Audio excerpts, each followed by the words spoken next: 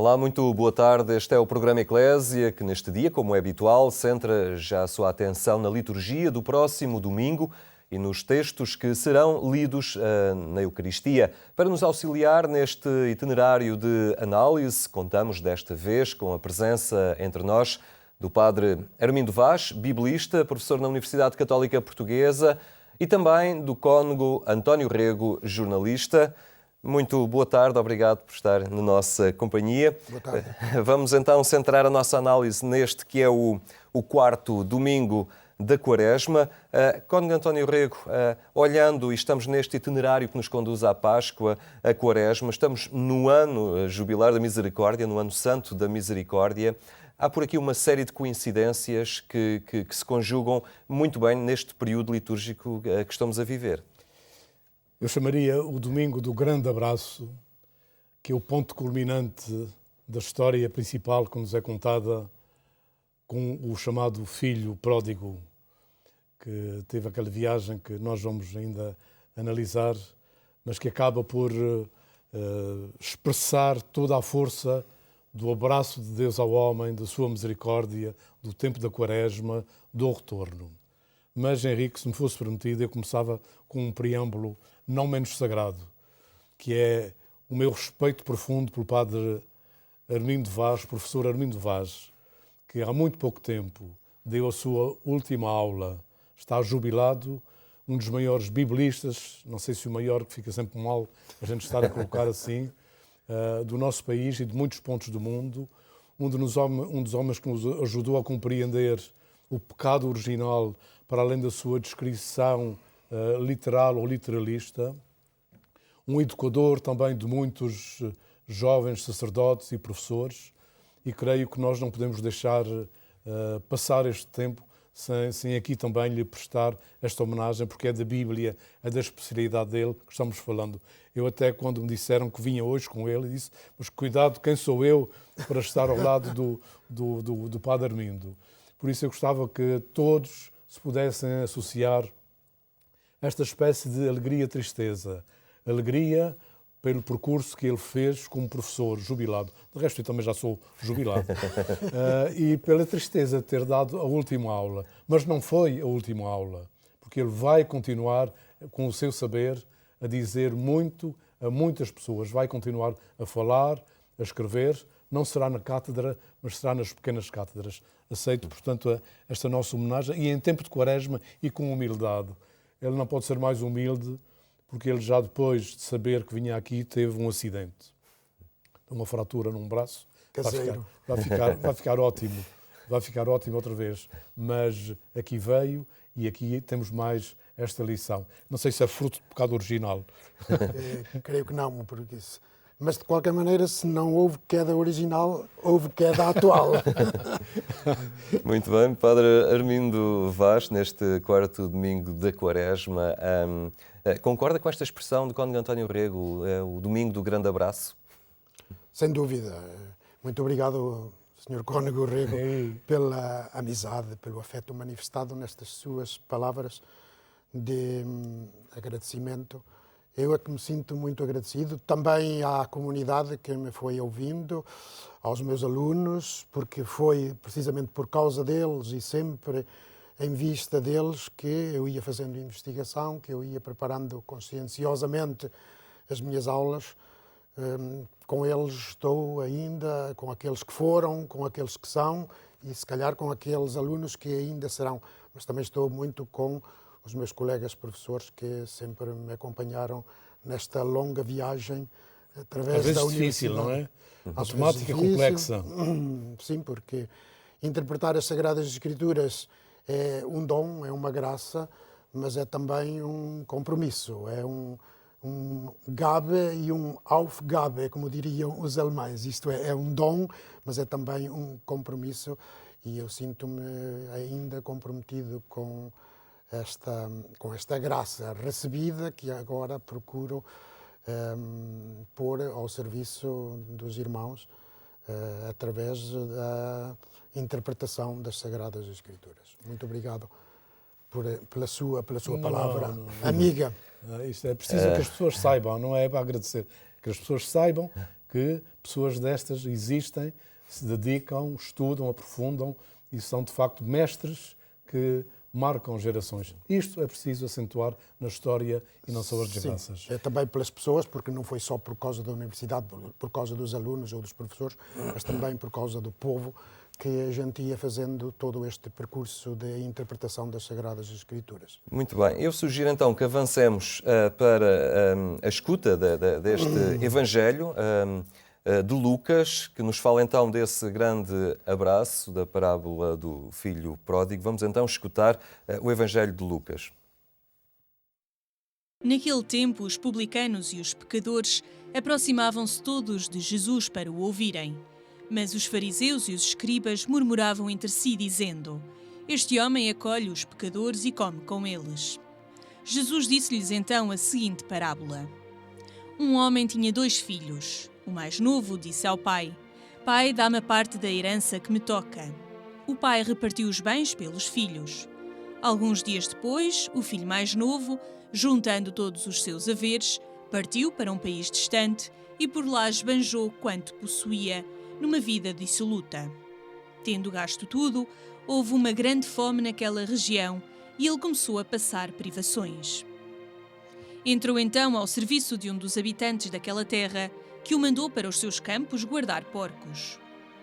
Bem desejava ele matar a fome com as alfarrobas que os porcos comiam, mas ninguém lhes dava. Então caiu em si e disse: Quantos trabalhadores de meu pai têm pão em abundância, e eu aqui a morrer de fome. Vou-me embora, vou ter com meu pai e dizer-lhe: Pai, pequei contra o céu e contra ti. Já não mereço ser chamado teu filho, mas trata-me como um dos teus trabalhadores. Pôs-se a caminho e foi ter com o pai. Ainda ele estava longe quando o pai o viu. Encheu-se de compaixão e correu a lançar-se-lhe ao pescoço, cobrindo-o de beijos. Disse-lhe o filho: Pai, pequei contra o céu e contra ti. Já não mereço ser chamado teu filho. Mas o pai disse aos servos: Trazei depressa a melhor túnica e vestilha. Ponde-lhe um anel no dedo e sandálias nos pés. Trazei o vitelo gordo e matai-o. Comamos e festejemos, porque este meu filho estava morto e voltou à vida, estava perdido e foi reencontrado. E começou a festa. Ora, o filho mais velho estava no campo. Quando regressou, ao aproximar-se da casa, ouviu a música e as danças. Chamou um dos servos e perguntou-lhe o que era aquilo. O servo respondeu-lhe: O teu irmão voltou e o teu pai mandou matar o vitelo gordo, porque ele chegou são e salvo. Ele ficou ressentido e não queria entrar.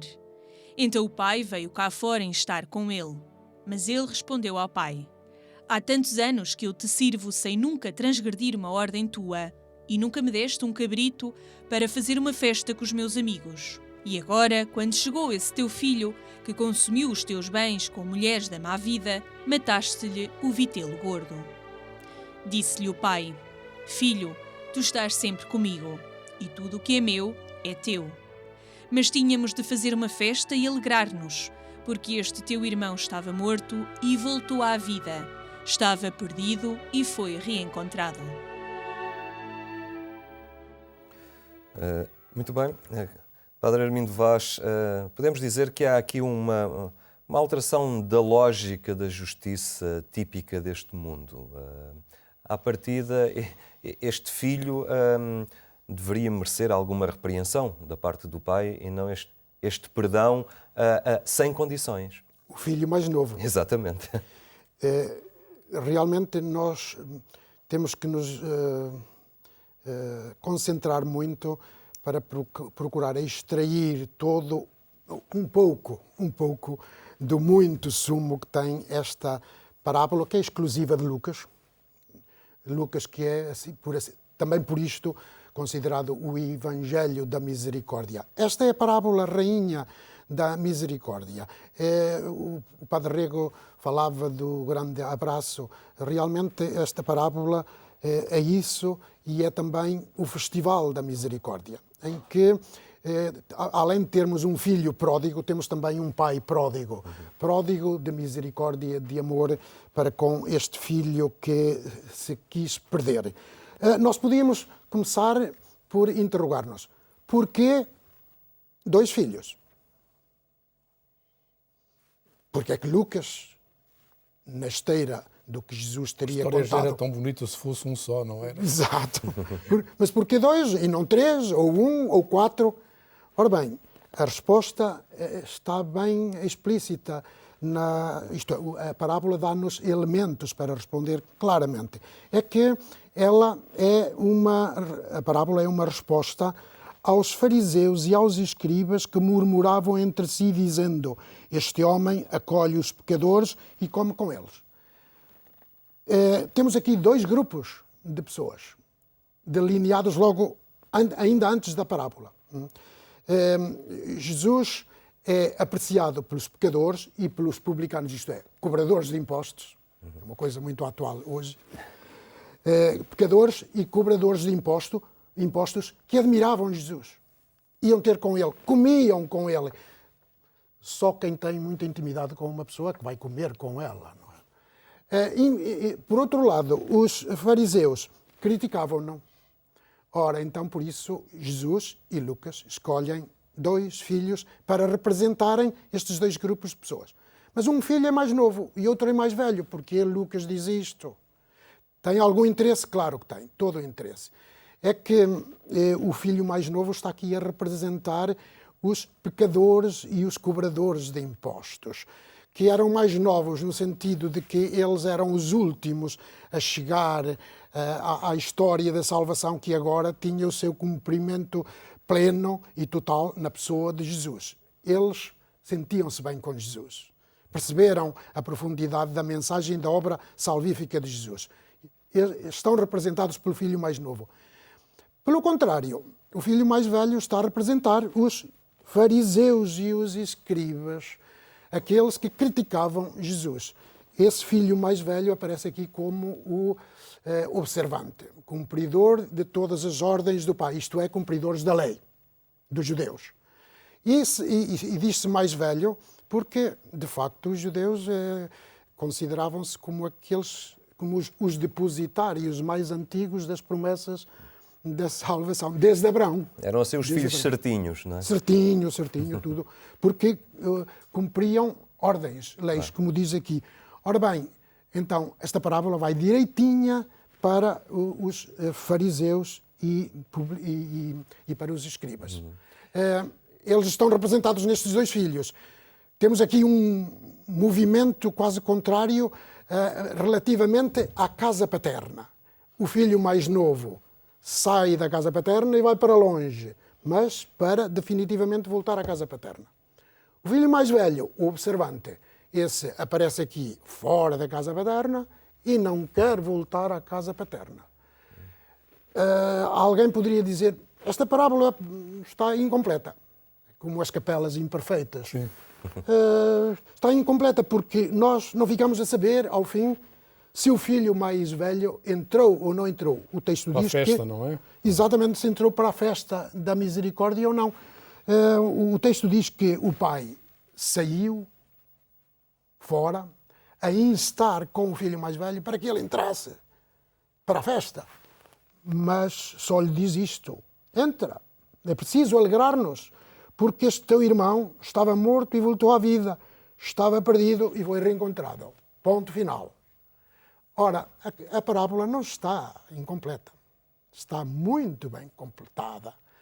Simplesmente que Lucas, estrategicamente, como diríamos do ponto de vista da análise narrativa deste texto, Lucas e Jesus quiseram deixá-la aberta e deixar a porta da casa aberta para que esse filho mais velho entrasse.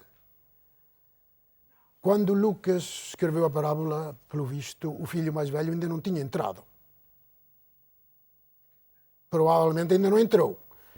E a parábola fica também aberta, e a porta da casa fica aberta, para o leitor, que somos todos nós. Eu acho Isto exatamente isso, é que ela para está o leitor, aberta. para que o leitor se sinta interpelado e empenhado em entrar para o Festival da Misericórdia. Devemos configurar-nos Ela está também aberta com os para todos personagens nós desta entrarmos. parábola. Exatamente. Eu acho que esta parábola é um resumo da história da humanidade, da história da salvação e da nossa história pessoal. Eu acho que acabamos por ser nós, em algum momento da nossa vida, um dos dois filhos. Aquele que está cansado da casa, das rotinas, até dos carinhos de casa e quer fugir, quer a sua independência, quer fugir, perde a cabeça, anda por tudo que é sítio, desnorteia-se completamente, até que bate com o nariz na parede e diz, afinal, enganei-me nesta saída. Lá em casa há tantas coisas boas e eu ando para aqui, e depois começa o percurso do regresso, o que se passa dentro do coração dele para regressar. E o receio que havia era o da confissão, o dele se confessar ao pai o seu erro, para o pai o poder admitir. Mas ele corajosamente vai. E quando começa a confessar-se, o pai diz, não precisas estar a dizer os pecados.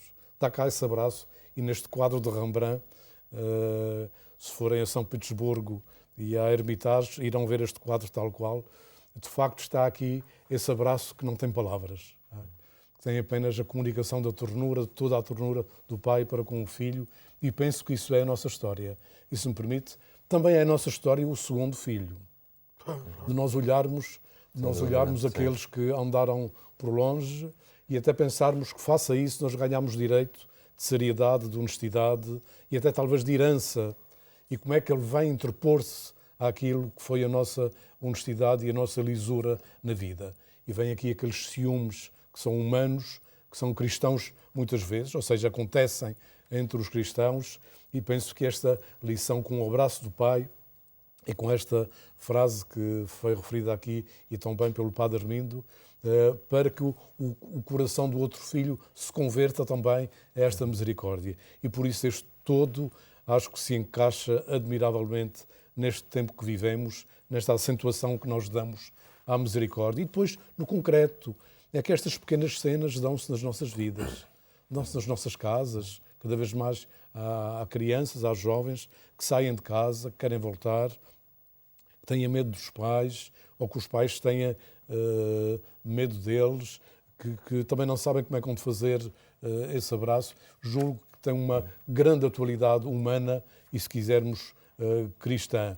E o tempo da Quaresma é um tempo favorável para estarmos com os olhos mais abertos, a meu ver, a estes acontecimentos e copiarmos o coração de Deus. No fundo, isto é um símbolo do coração de Deus. Depois de alguém ter caído, ter tocado no fundo, como é que nós tratamos os pecadores, nós cristãos, aqueles que saíram, aqueles que estão fora?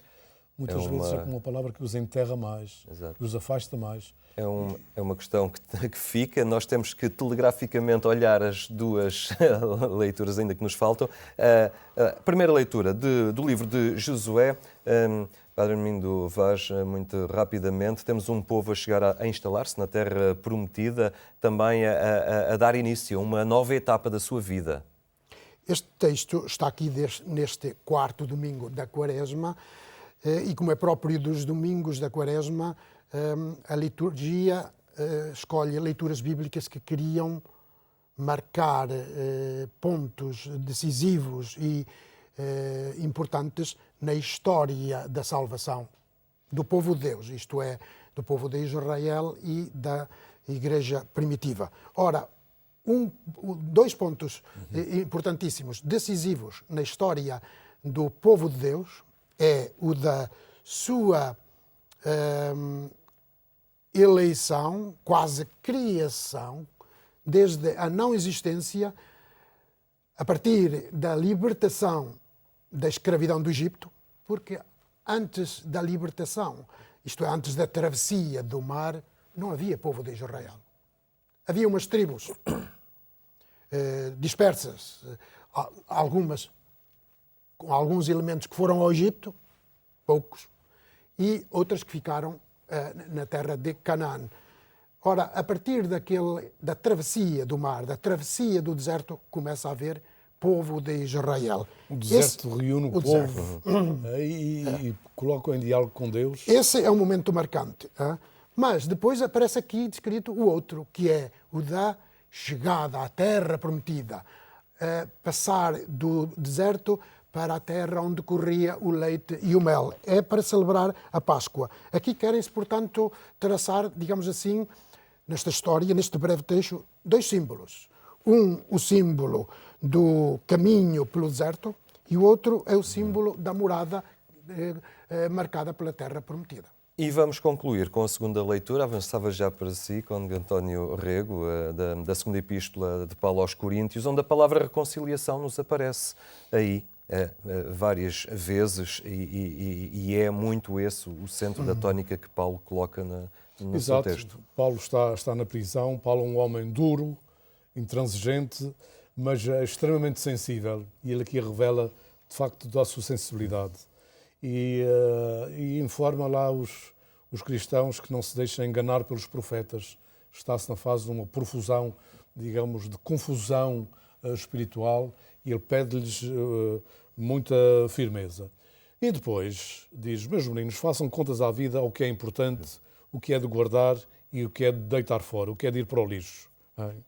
Isso é muito o que se pede neste período de Quaresma. Exatamente. É das preocupações, das tarefas, das honras, dos enganos. Isso é lixo comparado com a nossa composição integral e interior ligada a Deus. E Paulo chama muito a atenção dos cristãos para esse essencial e, portanto, para saberem discernir o trivial, o que não tem importância, daquilo que é decisivo. E esta parte espiritual é importante hoje, porque às vezes pensamos só no utilitário.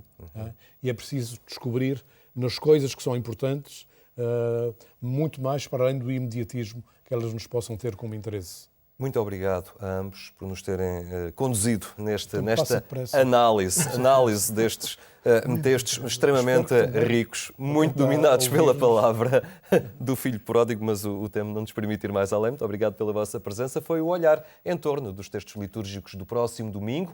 Resta só lembrar que mais logo, na Antena 1, pode acompanhar a edição rádio do programa Eclésia a partir das 22h45. Tenha então um bom fim de semana. Nós regressamos na próxima segunda-feira.